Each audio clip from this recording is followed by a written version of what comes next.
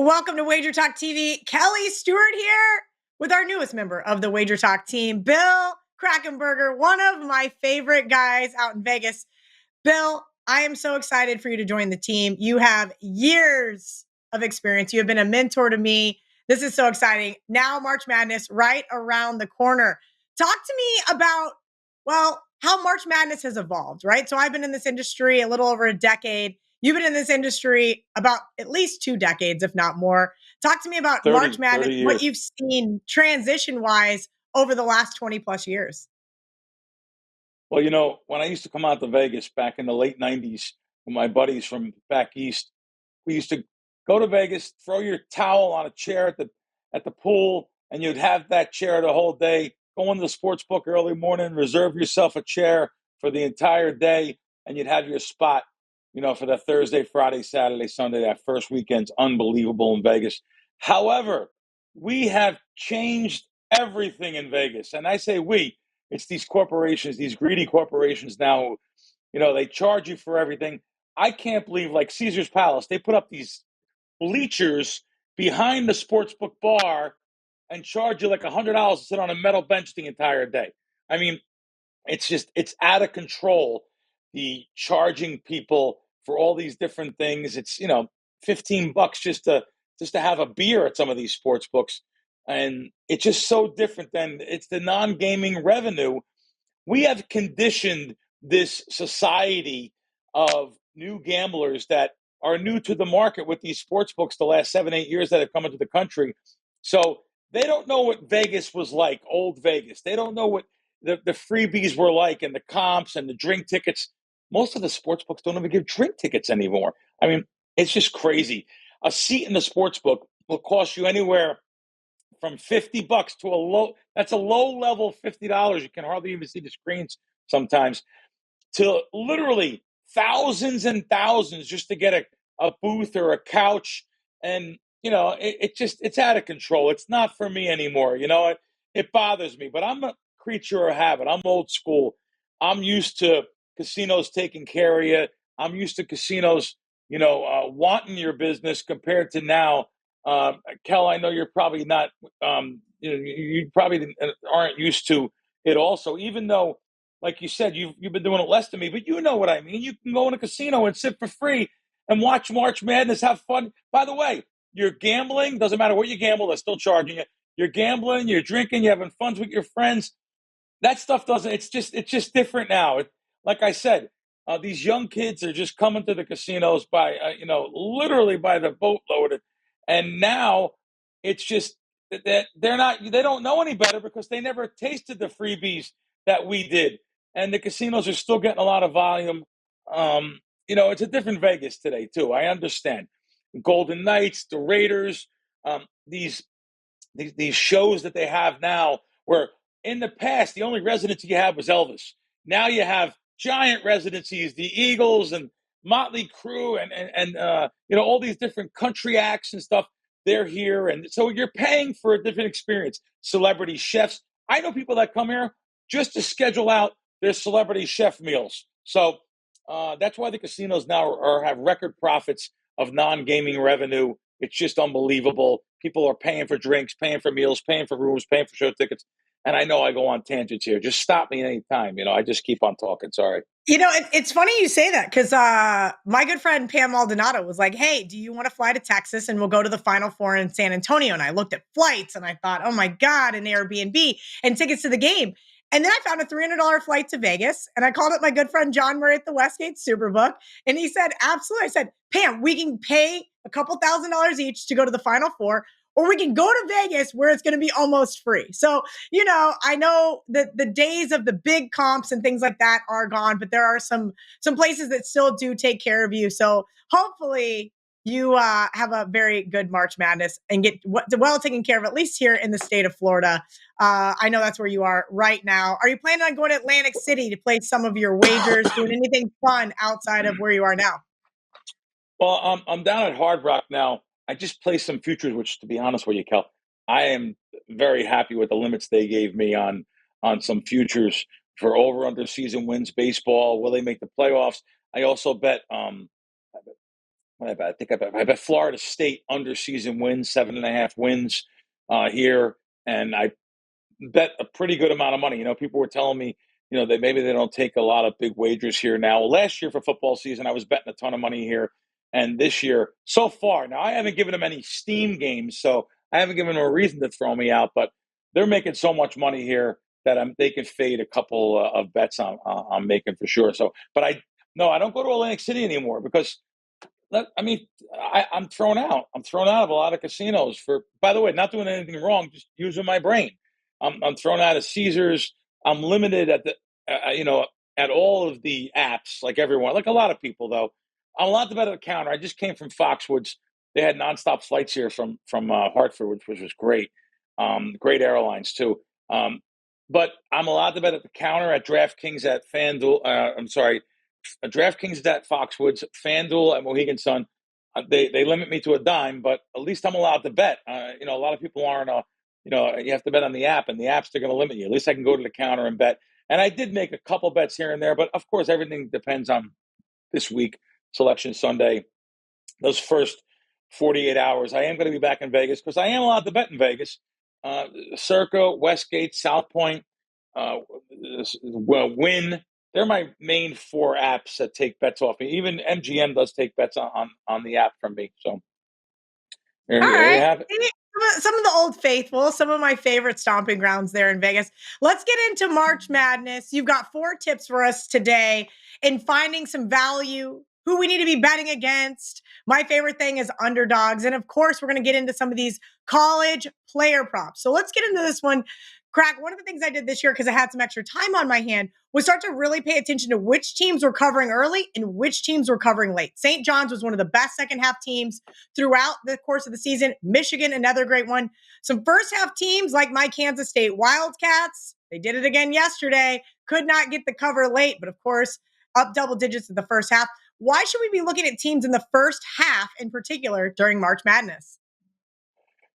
I'm schooled in this business by some of the sharpest syndicates in the world. And when I say syndicates, don't get your heads all crazy, not mafia syndicates, sports betting syndicates. Um, Billy Walters for over a decade. Alan Boston, I've been around him for a long time in the past, especially where taught me certain things. Like I remember Alan telling me, "I'd love to bet first half on most of these games, but I can't get enough money down compared to full game." So the first half offers a pure number. There's no garbage fouls. You actually get the true number, even on the totals. Where if you're looking to bet some unders, whereas if you're betting under on a full game, a lot of times you'll get those garbage fouls. The other night there was 32 points in the last minute and 45 seconds of the game. That's just insane. So by betting first half, you get that pure number. And let me be blunt. I like betting a lot of those underdogs against those marquee teams, the big name teams. I like betting those first half because let me tell you, who's going to a gambling destination? Who's going to Vegas and betting against Duke in the first half? Not many people. So if I have a lot of different places to bet, which I do, I could steal one of those little half points here and there on a first half. Whereas most people are not betting first half underdogs. If anything, they'll bet a favorite on the first half. B, I have many places to search to get that extra half point or even a point. I remember last year there was a team that was +7 everywhere. I actually found a +8 for a hair at Stations. By the way, Stations has since thrown me out for winning, but at least they do offer those bets. If you bet less, if you bet a couple $100 a game, which let me tell you, Joe Public, that's what they bet. The average ticket in this country is under $100. And so if I can give out advice, even though I'm not allowed to play there for being too sharp, I tell you right now, if you go to Vegas, you should have Stations, Boyd, which is Coast, and William Hill, and also the Win. Let me tell you, you can find half points at all those places. And if you're betting only $100, $200 a game, definitely have them. Even though I'm thrown out, I'm not looking to go after them. I'm looking to tell you to bet there. Cracky just gave me a free promotion. Oddslogic.com /Kelly in Vegas. We've talked about this on several shows that I do. You don't need to buy a half point. You need an odds screen to go on and look. and see where you can find that half point better. You're absolutely right. Places like Vegas, places where there's lots of sports books at your disposal, whether that's Illinois, Michigan, and so forth. You're going to find a half point better. There's no reason to buy it, especially during March Madness when the public comes to play so much more. Crack, let's get into some of those dogs. You mentioned fading, a team named Duke. Who are the big name teams? We know the Blue Bloods, right? We know Kansas, we know Duke, we know UConn, we know North Carolina. Who are some of the teams you like to fade come March Madness? And when is the best time to fade? Kelly, you just brought up a point when you said buy points, though.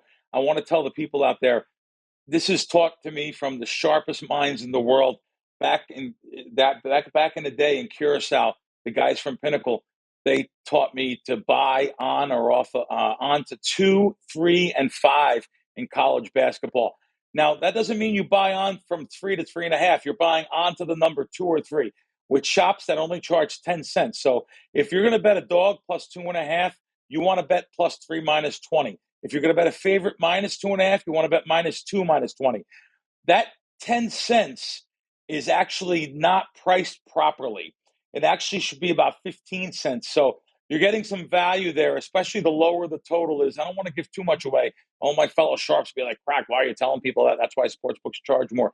Well, they are like Circa and Westgate out in Vegas. I can't buy for 10 cents anymore. But however, your stations that I talked about, you could. Okay, so there's a little tip for you guys. Now, big name fades. Yeah, I'll tell you, most of the public really only pays attention to college hoops come March Madness. So they during the season, they know the big teams, they know who they are. A lot of the big name schools are public teams to bet.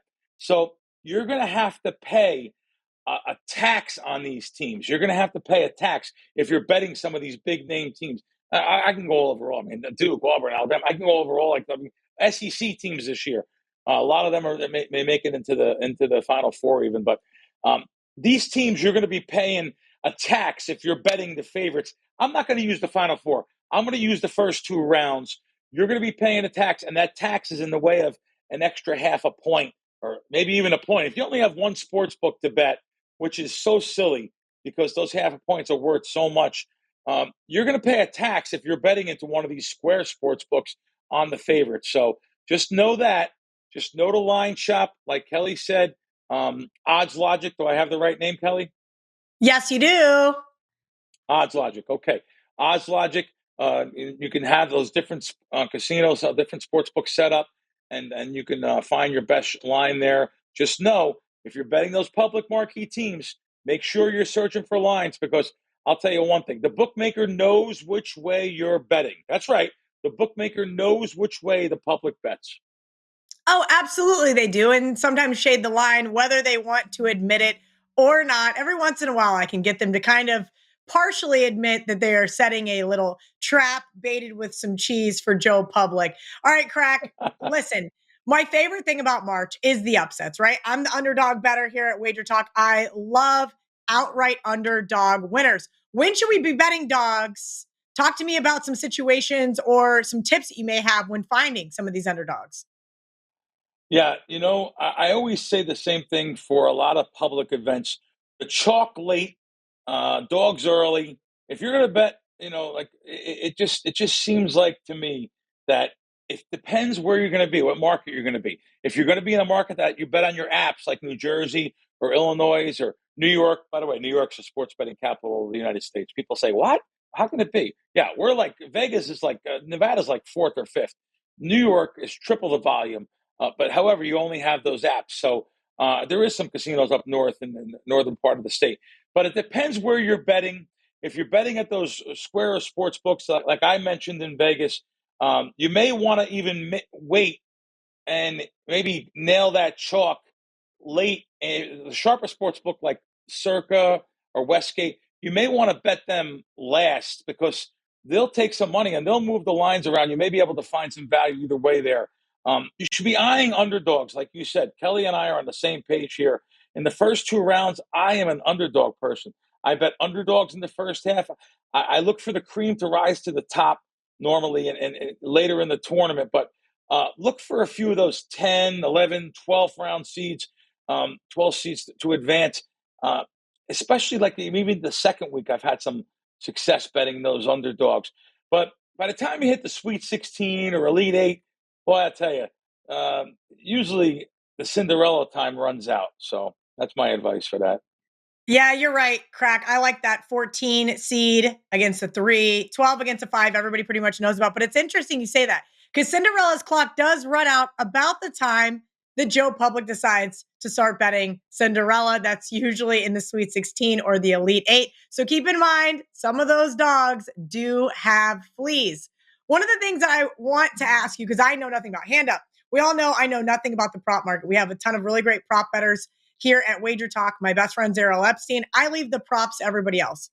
And usually those are in the professional sports. But now we've got props for March Madness. Crack, I can't even begin to think how to handicap the prop market for March Madness. Can you start to break it down for our audience? Yeah, I'm a prop better. I bet a lot of props throughout the season, NFL props, which have been really successful. This year was unbelievable again. NFL props, NBA props. Now, when I say props, I mean player props, over under points, over under rebounds, assists, those kind of things. You know, they have exploded these last few years, the player prop market. It just, people talk about that now, where no one knew anything about it. If you're in a state that allows college props, by the way, some of the states, unfortunately, do not allow college prop betting, but it's a great prop market. It's a great bet to look at. I do that a lot. There's really no way that any type of algorithm and bookmaker I'm talking about the bookmaker side, can use to accurately set all the pricing. So each game you have literally, I'm going to say, like, I do a show on the weekend, and the show I do, we use BetMGM lines. BetMGM has 50 props, 60 props for every game. The DraftKings, FanDuel, they have all these props. It's real simple. So even the first round, you lose all these, you use all these games. So if you have 32 games, okay, so you have 30 lines or 16 lines, and it's pretty easy, pretty accurate. It's pretty easy to get the even 32, 8, 16, whatever. It's pretty easy to get those lines pretty correctly. However, you can't give me 20, 30, 40 props on each one of these games and tell me that these sports books can accurately predict what the points are on this player or that player. Let me be blunt.